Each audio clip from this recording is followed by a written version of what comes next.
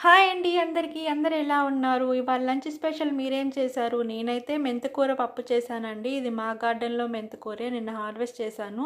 దాంతోనే పప్పు చేశానండి. ఇలా లూజ్‌గా ఉంటేనే పప్పు మా ఇంట్లో ఇష్టంగా తింటారు. అందుకే ఇలా చేశాను.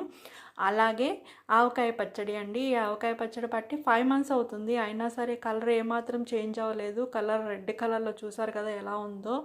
అలాగే ముక్క కూడా మెత్తపడలేదండి. గట్టిగానే ఉంది. మనం స్టోర్ చేసుకునే దాన్ని బట్టి బేస్ అయి ఉంటుందండి పచ్చడి నిల్వ ఉండటం అనేది, కలర్ చేంజ్ అవ్వకపోవటం అనేది. ఆవకాయ పచ్చడి ఎంతమందికి ఇష్టమో కామెంట్ చేయండి. అలాగే ఎన్ని పచ్చళ్ళు ఉన్నా మా ఇంట్లో రోటి పచ్చడి అయితే కంపల్సరీగా ఉండాలి. అందుకే టమాటా పచ్చడి చేశాను. ఇక ఏం తిన్నా సరే మనం లాస్ట్లో పెరిగేసుకోవాలి కదా, అందుకే చల్లని పెరుగు. వేడి వేడి అన్నంలో ఆవకాయ పచ్చడి, పప్పు, నెయ్యి వేసుకొని తింటే సూపర్ కదా. ఈ కాంబినేషన్ ఎంతమందికి ఇష్టమో కామెంట్ చేయండి.